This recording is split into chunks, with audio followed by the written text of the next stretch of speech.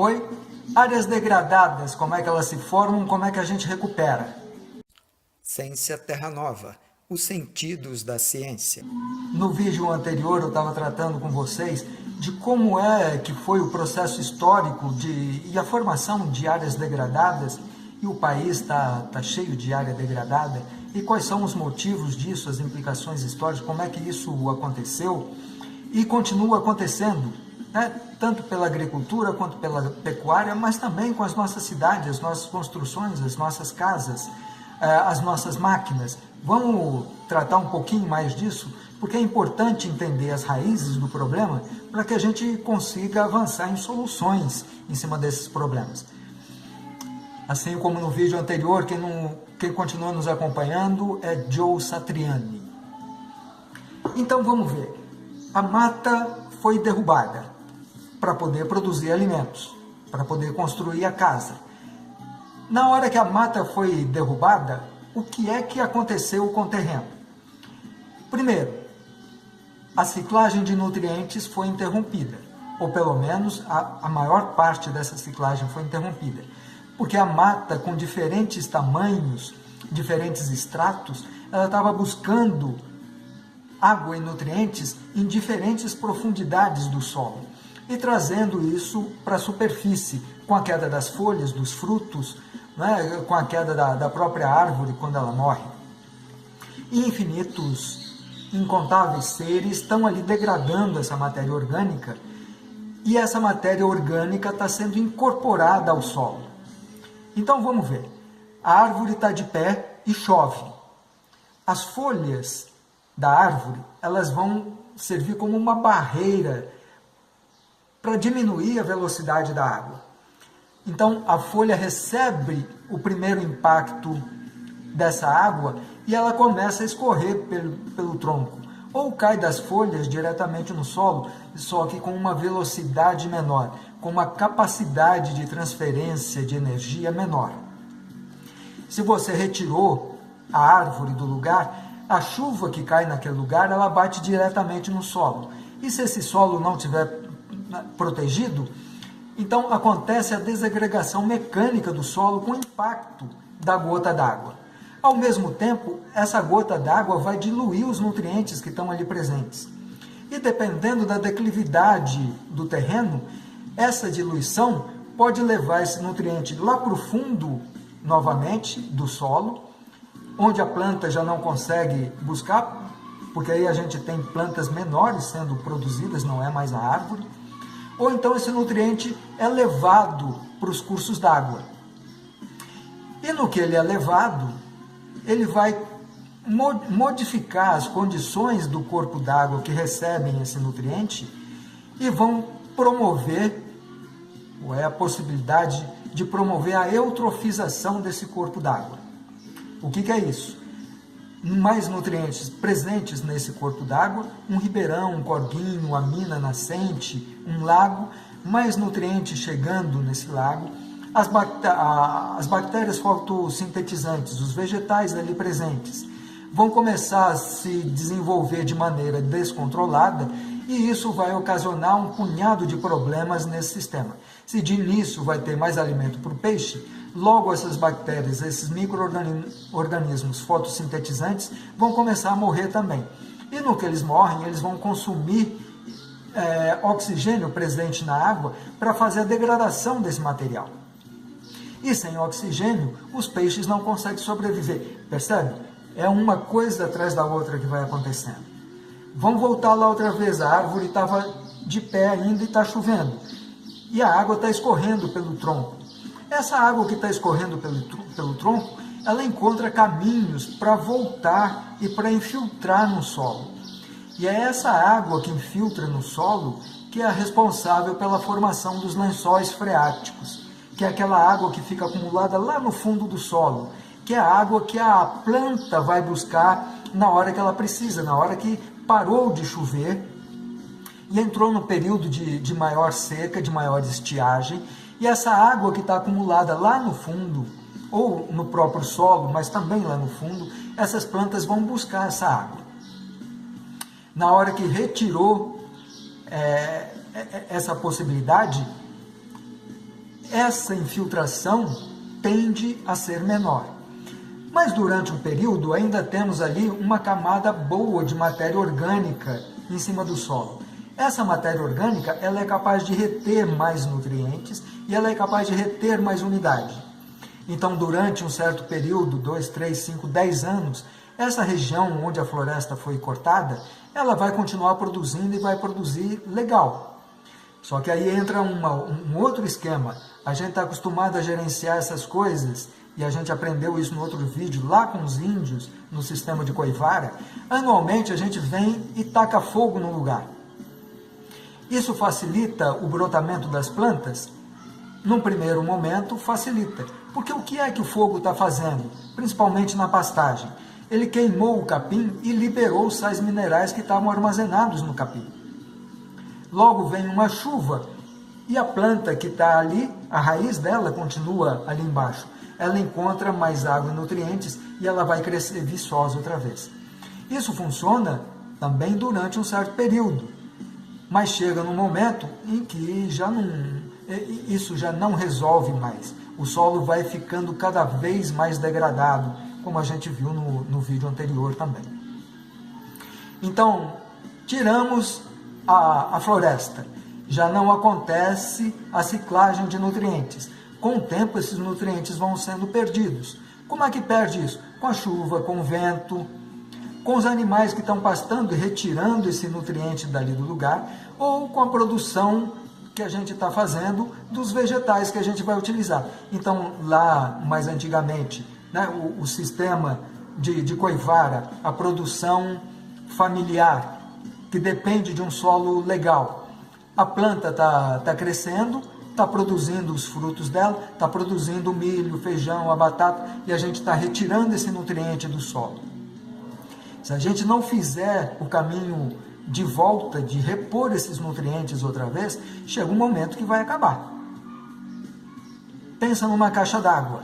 A caixa d'água, se só tiver a abertura de saída da água e não tiver entrando outra água, chega uma hora que, por maior que seja essa caixa d'água, ela vai acabar. Então, você está agora produzindo alimentos, tirou a floresta. Mais recentemente, a gente está usando máquinas pesadas. Antigamente usava o boi com ancinho não, com a Iveca, para fazer as linhas no terreno e plantar. Esse sistema ele pode acabar fazendo um processo de adensamento do subsolo. O que é o adensamento? Se na parte de cima você tem ali uma infinidade de seres trabalhando e colocando matéria orgânica para dentro do solo, e comendo essa matéria orgânica e crescendo com isso, e fazendo túneis e galerias, é por esses túneis e galerias que a água vai penetrar.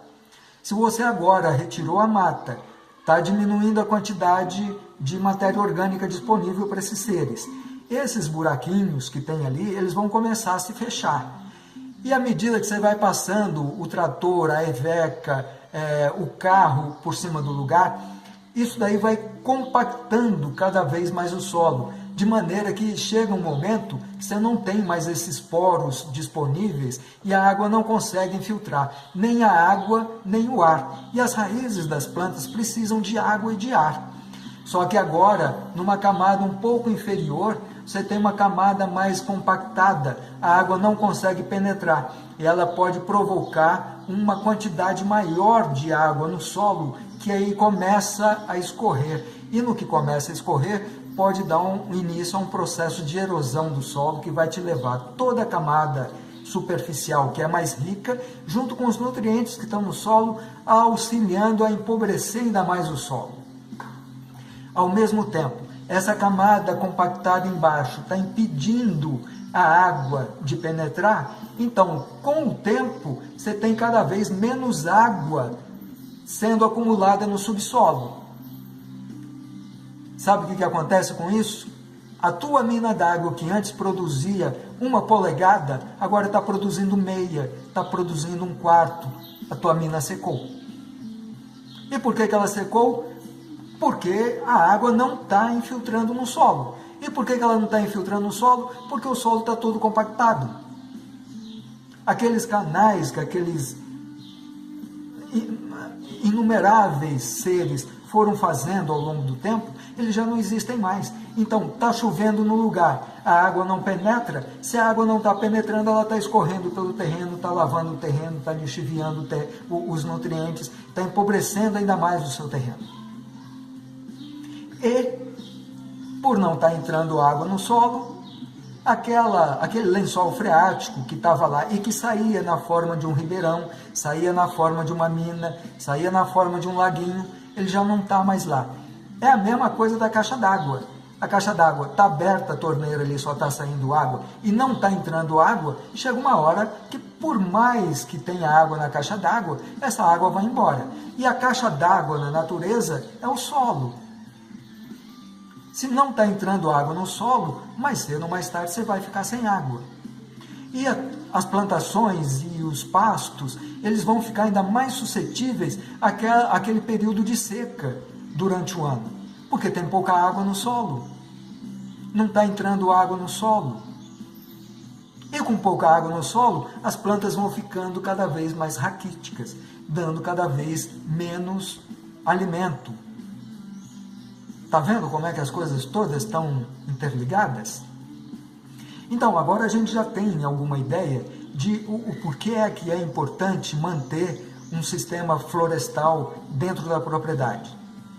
É para produzir mais nutrientes, é para produzir diversidade, biodiversidade, é para incorporar água no solo.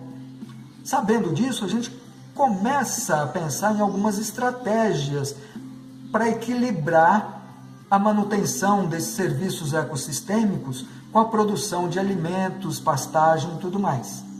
Mas olha, só para fechar um pouco isso, ainda tem mais um inconveniente. Na hora que todo o terreno está sendo levado para os corpos d'água, porque a tendência é tudo descer, concorda? A água bateu no terreno, não tem nada segurando essa água, ela está lavando o terreno, está erodindo o terreno. E isso tudo vai para o corpo d'água, vai para o corguinho, vai lá para a represa, e essa represa vai assoreando. Então, além de comprometer a qualidade da água ali na sua represa, também a quantidade de terra que vai chegando ali naquele lugar vai diminuindo a possibilidade de você ter um curso d'água formado como era antigamente. Porque agora, quando você era criança e ia nadar no corguinho, aquilo ali tinha meio metro, 1 metro de profundidade.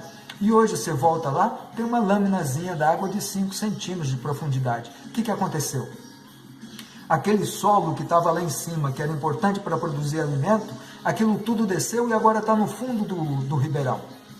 Está comprometendo a qualidade e a quantidade de água que você tem disponível.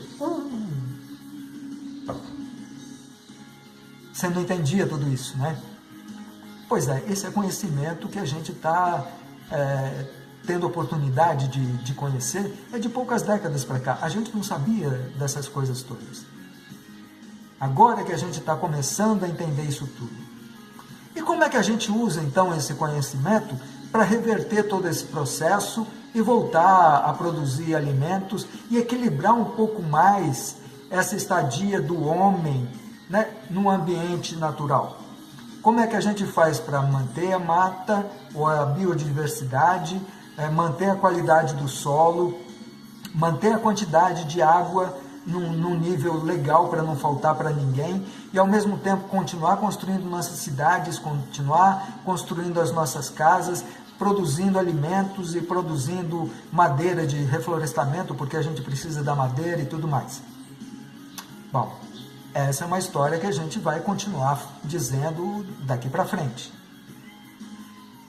Estiverem curtindo, dá um joinha, um like, um gostei, se inscreve no canal se não for inscrito, chama os amigos, compartilha o conhecimento. É com conhecimento que a gente vai superar as dificuldades que a gente tem.